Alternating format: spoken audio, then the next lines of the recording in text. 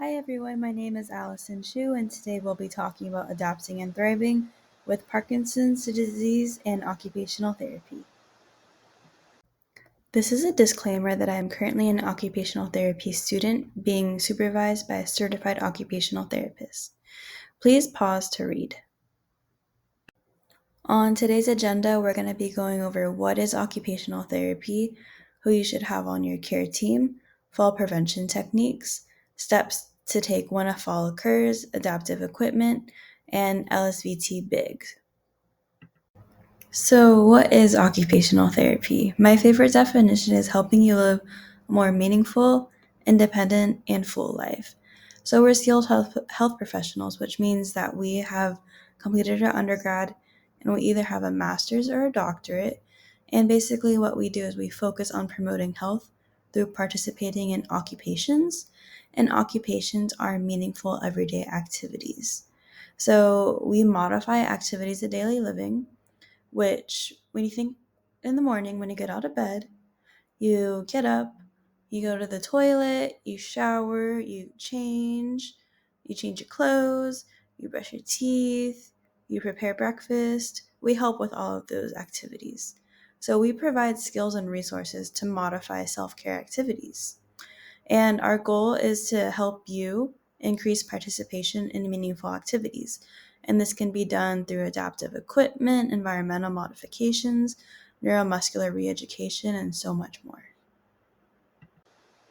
Where can you find occupational therapists? So you can find us in the skilled nursing facility, hospitals, schools, outpatient settings, and consultative roles. In the skilled nursing facility, we work closely with speech therapists and physical therapists on a rehabilitation team. And basically, what we do is we'll ask you questions about your home environment. How many steps do you have to enter your home? Do you have a walk in shower? Do you have a tub? Questions like that. Our goal is to get you back to being as independent as possible and being safe at home. So, when you get up, a physical therapist will help you transfer out of bed and they'll help you walk to the bathroom. And then the occupational therapist will take over to help you with toileting, showering, brushing your teeth, dressing, and all those fun things. In the hospital setting, they'll do similar things as a skilled nursing facility where physical therapy and occupational therapy have the goal of getting you back home. In the school setting, we work with a lot of students on handwriting, scissor cutting, posture, and sensory integration processing skills. In an outpatient setting, we can either come to your home to do home health assessments and just scan your environment, or you can come to our setting and we can help you be stronger and provide you with exercises. And you can also find us in consultative roles, which is pretty interesting, where we can work with architectures and construction workers to make sure that buildings are ADA compliant and that doors and ramps are wide enough and long enough for ramps and wheelchairs to get up. And businesses can also hire us as ergonomic specialists, and we can make sure that keyboards and desks are all ergonomically sound. So, how can occupational therapists help clients with Parkinson's disease? So, first, we can use your strengths to help achieve your personal goals.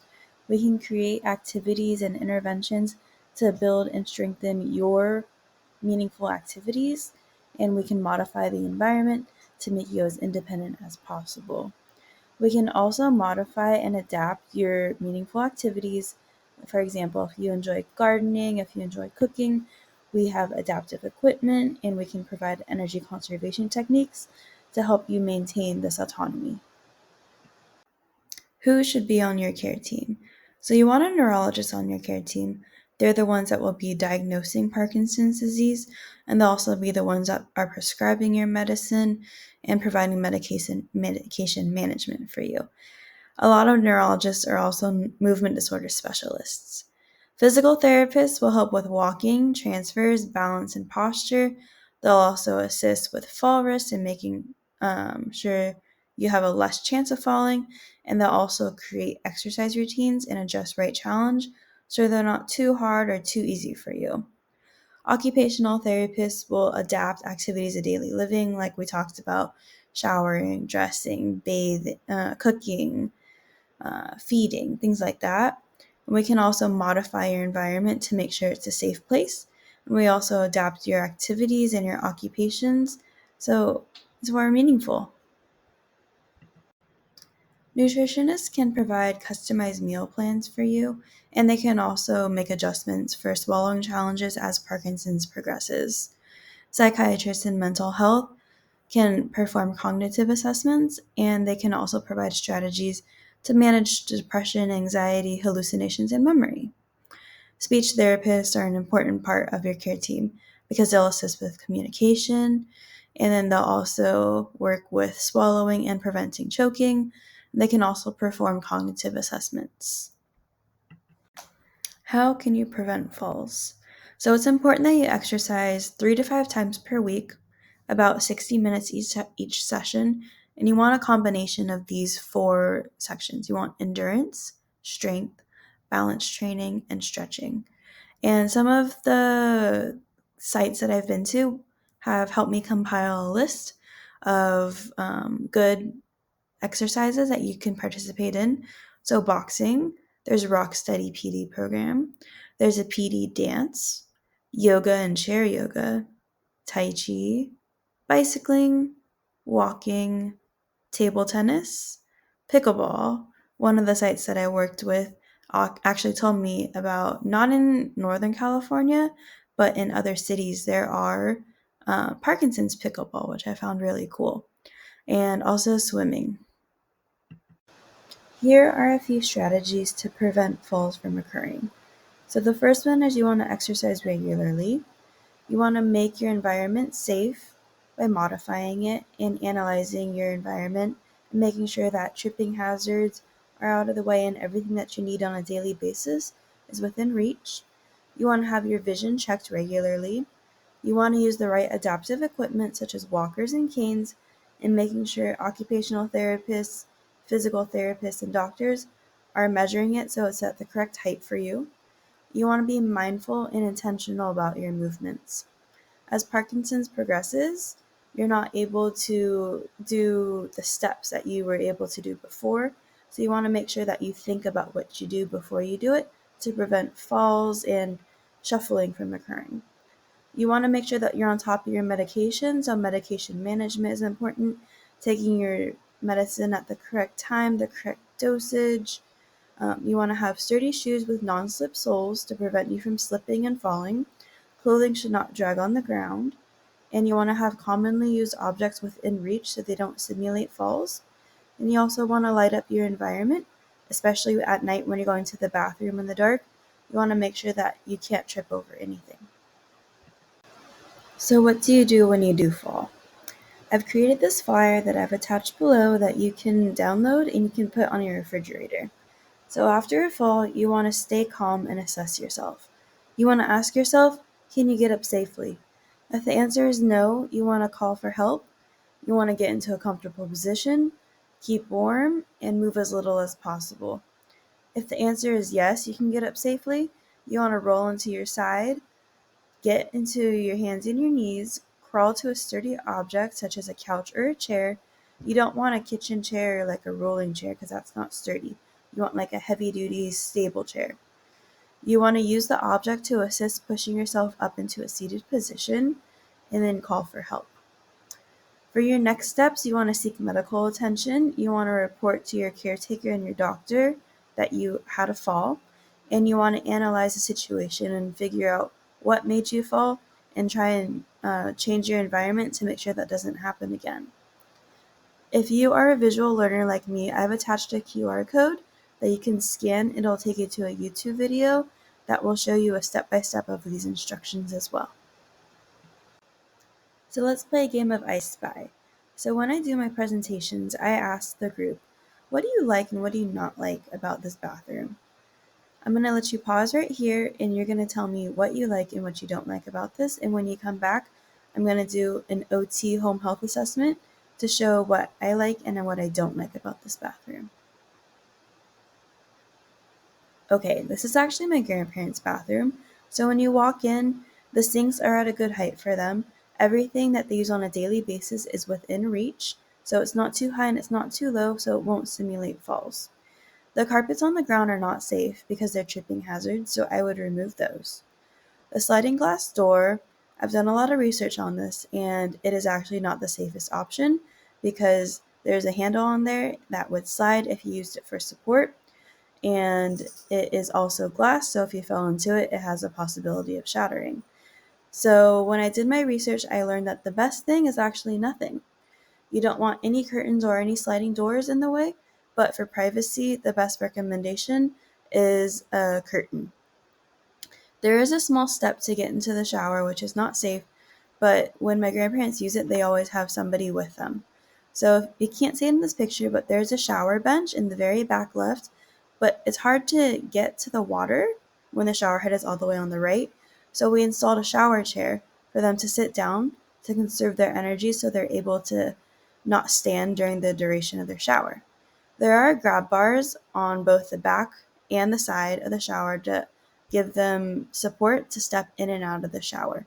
We want to make sure that those are bolted into the wall and not suctioned on because they have the potential of sliding off and they won't help you if you fall. There's also a long-handled sponge so that they are able to independently wash their legs and their back in hard-to-reach places. There's also a detachable shower head, which helps them get water onto their back and into hard to reach places. And in the bathroom, I like how there are grab bars, and around the toilet, we installed a toilet rail to help them get on and off of the shower easily. I do not like how there is a carpet, so I would recommend removing it because it is a tripping hazard. And one thing that you can't see is on the left, there's actually a sensor for the toilet. So in the middle of the night when they're using the bathroom, they don't have to look around for a light switch. The sensor will just sense that there's movement and the light will turn on automatically. Let's play another game of I Spy. What do we like and what do we not like about this bedroom? Go ahead and pause and scan the room. Okay, from an OT lens, when you walk into this room, I like how there is hardwood consistently throughout the entire room. That prevents any tripping hazards. And I like on the bed how there are bed rails. And in between each bed, there's enough space so that their walkers can easily slide in and out. I do not like how there is a carpet because it is a tripping hazard. If you look closely on the sides of the beds, there are little bumpers so that they won't bump their heads on the sides of the cabinets. And if you look closely on the far right, you can see a phone that's within reach. So in the middle of the night, if they need to make a phone call to reach any of their children, they can call them right away with big numbers. Also, there are pictures with each child's face that's auto-programmed in, so they can pick up the phone and just click the button and it'll auto-dial to that child. So on to the fun gadgets. These are adaptive equipment devices that we use on a daily basis. So a socket is a half cylinder with some rope, and it provides you autonomy and independence to put on socks without having to bend down. You can put the sock onto the socket and then you jiggle it by pulling up to slide on your sock. Weighted utensils are important because it provides you the autonomy to feed yourself, while the weight helps negate some of the tremors. Long-handled sponges are important in the shower because it's able to assist you with reaching hard-to-reach places such as your back and your legs. Button hooks will help you button your shirts and your pants with one hand. Reachers are an important device because it will help you grab objects that are out of reach. Foam grip tubing is a cool invention where they're different sizes and they're different shapes to hold different devices and utensils such as brushes, forks, and pencils that provide extra grip and support to grab onto. Shoe horns will help you put on your shoes. Plate guards can be put on plates to help scoop food onto your plate. A universal cuff can be put onto your hand and you can use a hairbrush, pencils, forks to not have to grasp. And gait belts are important for caregivers to provide support and stability to their loved ones So it's like a belt where you wrap it around your loved one and it gives you extra grip to hang on to them while they're moving. In the home, you can use a bed assist bar to get in and out of bed, but you can also use this to slide it into your couch to help you get in and out of your couch easier as well. If you don't have the means to renovate your bathroom and you have a tub to step into, you can get a tub transfer bench, which straddles both the outside and the inside of the tub. And basically, what you do is you sit on it and you scoot over. For grab bars, you want to make sure that they are bolted into the walls. You don't want the ones that are stick-ons because those will lose their suction and they'll fall off the wall when you're using them. So make sure that you have them completely bolted into the walls. For a toilet, there's a lot of adoptions out there now. So the toilet rail was the one that my grandparents had in their house. You can get a raised toilet seat like the one pictured here. So it's higher so you don't have to squat up and down as much. They also have ADA raised toilet seats or toilets if you're renovating your bathroom. There are bedside commodes. If in the middle of the night you're not able to make it to the toilet, you can have a bedside commode to use. This slide board in this corner right here, you do need to be educated by either a physical therapist or an occupational therapist to use, but basically it's a piece of wood and it can straddle the bed and a chair, and you can sit on it and slide over to a chair without having to stand up. Shower chairs are really important to have for energy conservation techniques to make sure that you are able to complete the shower and feel safe and not like you're going to fall. Detachable shower heads are also important so that they can come off the wall and you're able to get yourself completely wet during your shower. And non-slip tape for rugs are also really convenient if you want to keep the rugs in your house. Adaptive equipment technology. So it's important to have large font on both your smart devices and your computer so that you're able to read emails and text messages. You want to have large buttons on your phones, just like this picture down below, so that you can easily dial phone numbers, but then it's even easier if you have them preset into the picture button so that you're able to call in case of emergencies. Smartwatches are an important device because there are many apps that you can use on them, especially now Panc is partnered with Strive PD. This is specifically for Parkinson's disease, and it can monitor your physical activity, it can remind you to take your medication on time, and it tracks your symptoms and your tremors, and many more things. You want to have a life alert either on your neck or on your wrist in case you fall and you can't reach any devices to call for help. Nightlights are important because you want to light up your living space, especially when you're going to the bathroom at night, to prevent falls from occurring. Text-to-speech options on both computers and smart devices are a good option in case you're not able to type on the tiny screens. You're able to talk into the microphone and it'll transcribe it for you. Smart devices such as Amazon Alexas and Google Homes have been used in many skilled nursing facilities that I've been in, where they're able to talk to the device in their independent rooms and say, Alexa, what's the weather for today? Alexa, what's the meal downstairs?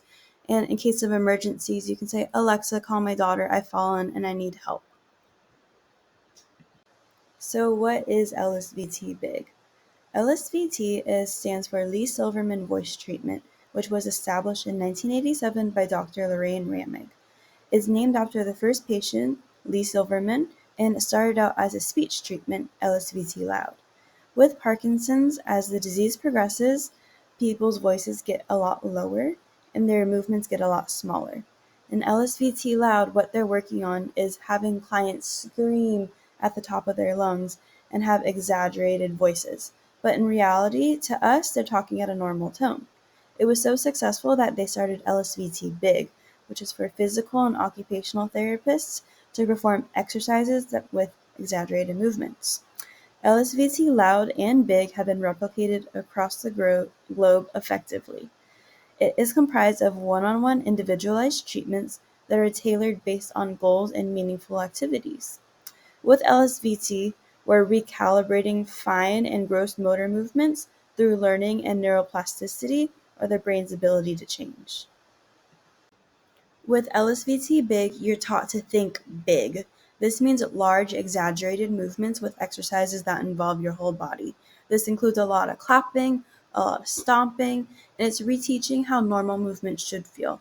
Because as Parkinson's progresses, there's a lot of shuffling and a lot of like small movements. But with this, you're going to have exaggerated large movements. Research has shown to faster walking, bigger steps, and better balance. It has shown to improve both small and large movement tasks, such as buttoning your clothes, writing, dressing, and transferring from like a seated position to a standing position. It's a holistic approach, which means that there's no medication involved, but it has been shown to help with movement, emotional, and cognitive changes. Training is provided by LSVT Big certified physical therapists and occupational therapists. When you go to their website, www.lsvtglobal.com, this is what you'll see. And in the top right corner here, you can find LSVT clinicians in your area when you type in the area code. Thank you for listening to my presentation, and I hope you consider adding occupational therapy to your care team. Here's a list of resources if you're interested in learning more.